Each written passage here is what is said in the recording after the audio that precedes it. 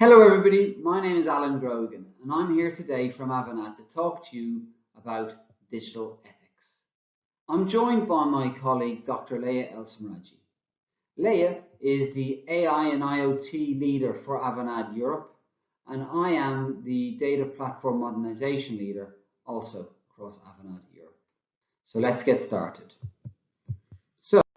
If we want to build value for shareholders and stakeholders across our organizations or enterprises, we have to behave ethically.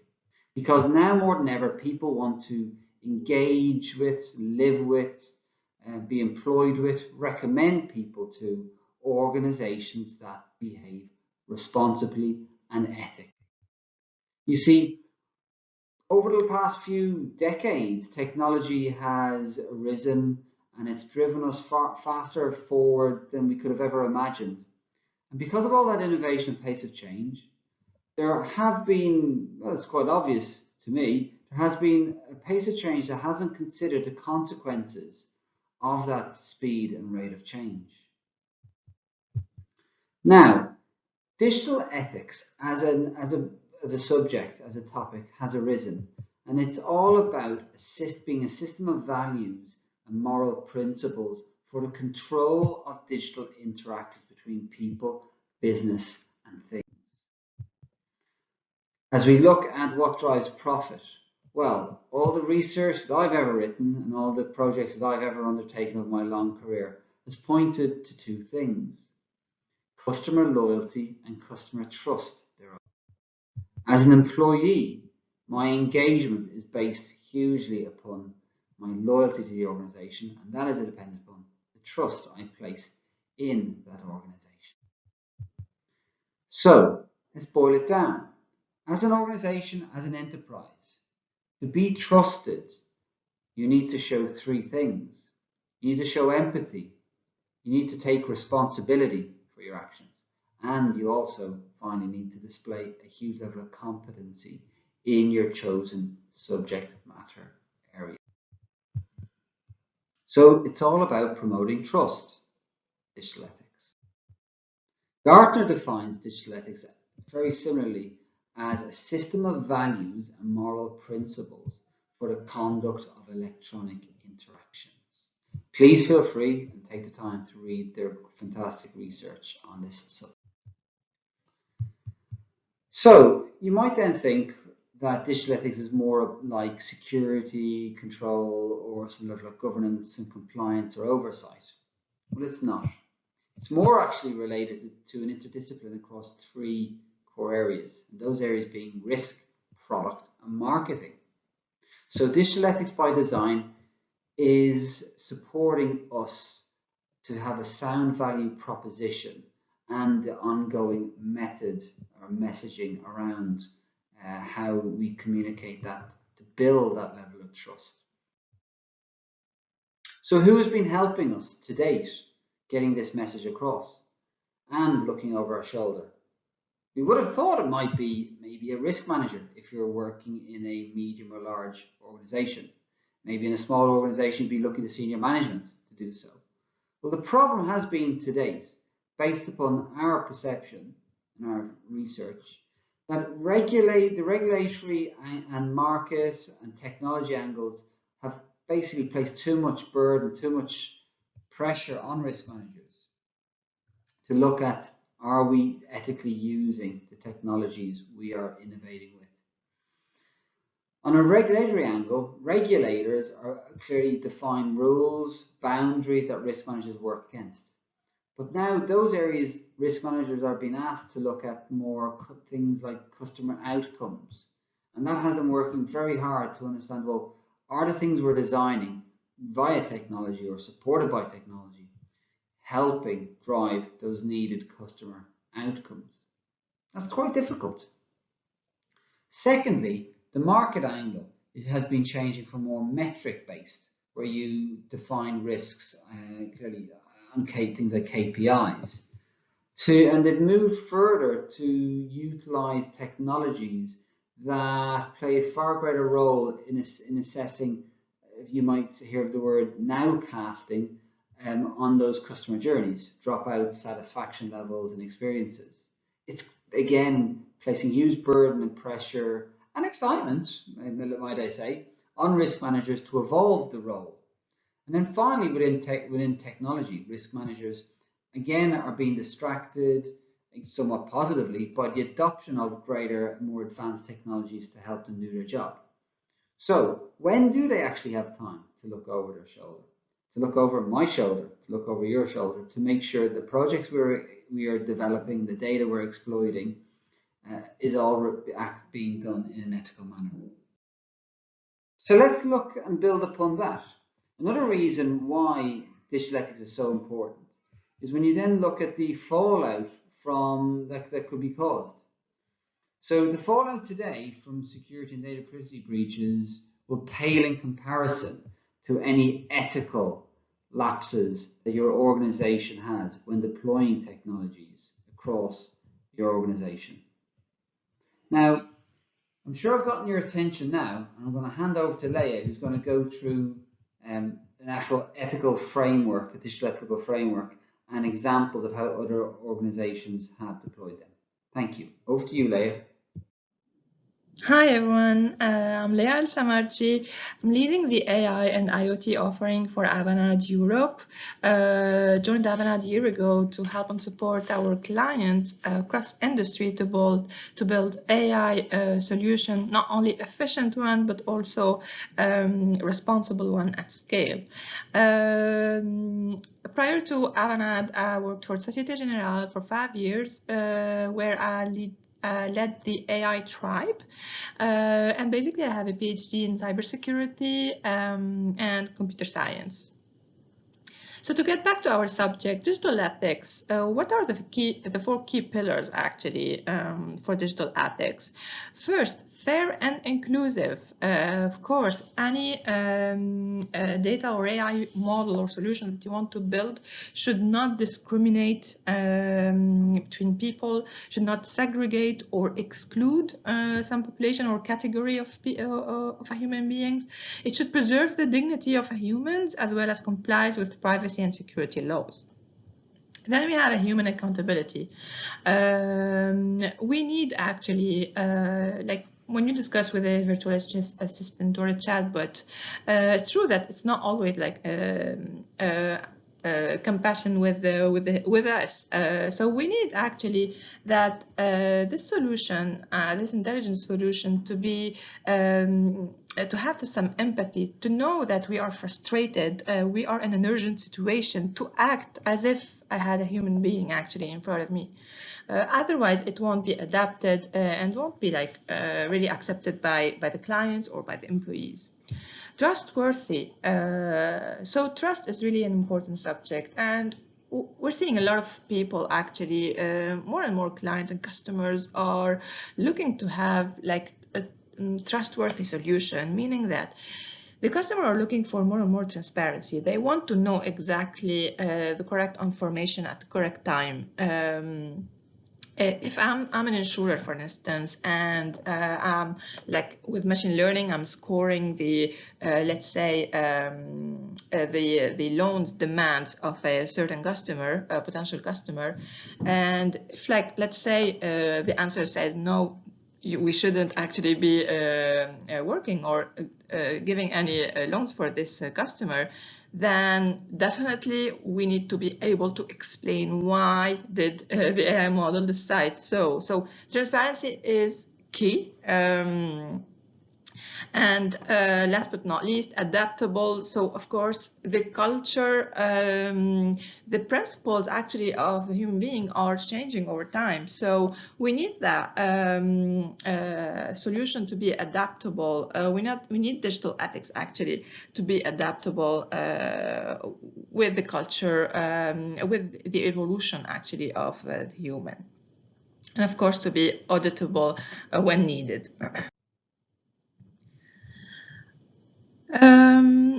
So a lot of people ask, like, where should we start actually, and who is concerned in an organization with ethics? Well, everyone. Ethics is everyone's job, really, from the top high level, from the corporate leadership, the technology leadership, the product portfolio management, as well as the design. They should set corporate values to guide ethical decisions. So, and then translate these values to objectives and policies that the employees can follow.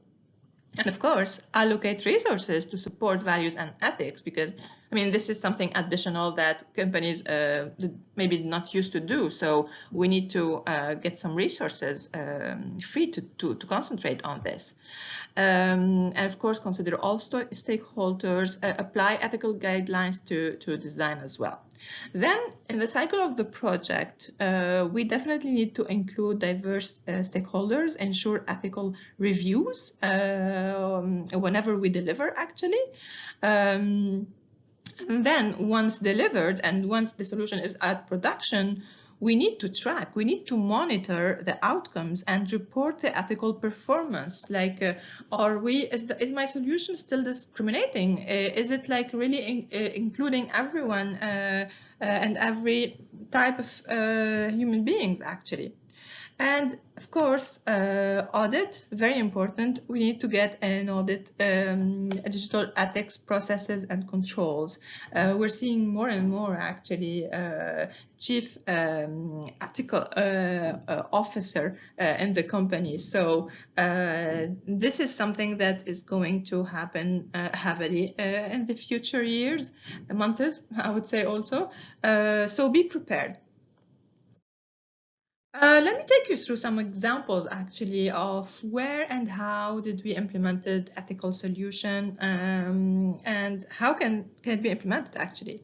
So one of our, like I would say, interesting collaborations and interesting project is the one we did with the University of Francisco de Vitoria in Madrid. So we have developed with the researchers and scientists the Avanade assurance generator in order to reduce bias while training the machine on the data set. So reducing the bias on the training data sets. And we have published actually scientific papers that was approved by a high level of experts globally. So what is it about? Really to simplify, it's about, okay, you have a sentence, an occurrence actually. Let's say someone wants to invite someone to go and have a dinner with him. He would say, would you have dinner with me tonight? But he can also say, would you go out on a date with me this night? He can also say, like, what are you doing this night or this evening? Would you like to have a dinner with me? So there are multiple ways to maybe say or mean the same way. So with this utterance generator, we were able to go and scrap actually on the Wikipedia, on the internet, all the different utterance that can be similar to a sentence.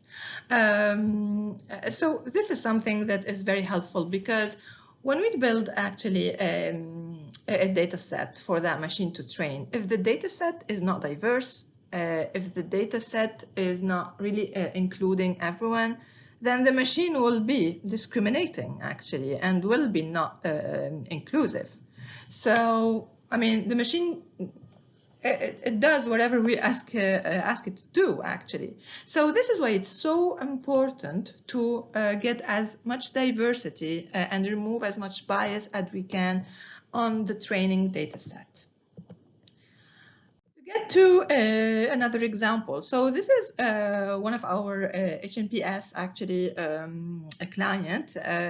It's in Singapore, where the client asked us that, okay, we built a virtual assistant speech platform in order for this client to discuss with people, with customers, with patients, and they had an issue that, okay, the solution was developed in English and considering Singapore language, But there is a small portion of people living in Singapore that speaks English. So what is this? It's like a bit of English, a bit of a Singaporean language. So actually, the virtual assistant was not trained on this kind of language or jargon, if I may say. So this is how and why it's so important was so important to us actually to get the machine trained on this jargon as well and this language as well, so that the virtual assistant will be able to discuss with really whoever is living in Singapore and embrace actually diversity and include every single citizen there. So the Avanade speech platform, so what is it? Actually, there are three parts. So we have the monitor uplift in the model.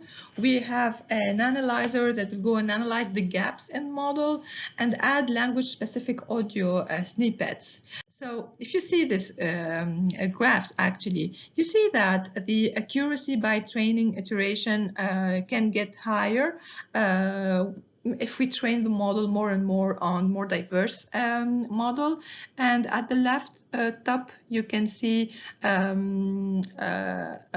did we train the corpus actually. So like we are tracking all those words that was mispronounced, this English vocabulary, the abbreviations. We also like handle those in building the virtual assistant. So this is something actually that represent that we are including digital ethics actually in our solution and look really forward to be as much inclusive as we can. Building interpretable AI models for risk and compliance. So this is super important. You know, regulation is going really very hard on companies, and there's a lot of regulations actually happening every year, really asking the companies to be as much transparent as they can and respect this regulation. But how can we do it? Like, how can, if we want to build an AI model to like to fight against money laundering or to fight against cyber frauds with machine learning? Well, actually, you know that in machine learning, there's a lot of typology of algorithm, like deep learning, let's say. And a big part actually of those are not interpretable, meaning that I cannot really trace why, for what reasons the algorithm had decided to score this transaction as being at risk. So this is something also very important to us, and we have actually trained our data scientists on really regarding the case, like what are we dealing with and how sensitive and how really the digital ethics should be and the transparency should be at top level.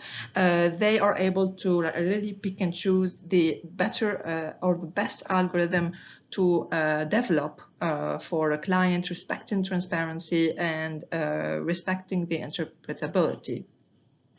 So this is one of the clients for which we have actually developed an anomaly detection solution able to, which was able actually to save them up to 12 million euros after like 1 month of production. And really we were also able to go deeper in the NLP piece, where we were able actually to analyze as well all those notes that the client advisories takes when they do the interview with their customers, and scrap it all, and with NLP like highlight some sentences describing some project which might be non-compliant actually with the region or with the bank. So what to do next? I think you got it all. So make bias lead to positive outcomes, root out long-term hardwired biases, as well as prioritize inclusion, transparency, and oversight. You really need to do so to really get the customer's trust, but as well as your employees actually trust.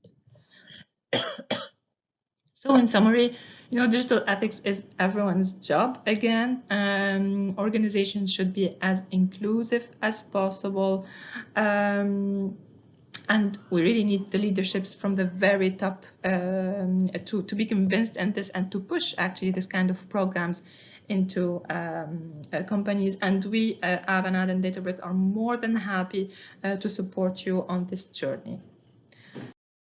So thank you very much. If you need any questions, please feel free to ask them now in the question and answer session, or you can also reach out to me or to Alan via LinkedIn as well. Thank you very much.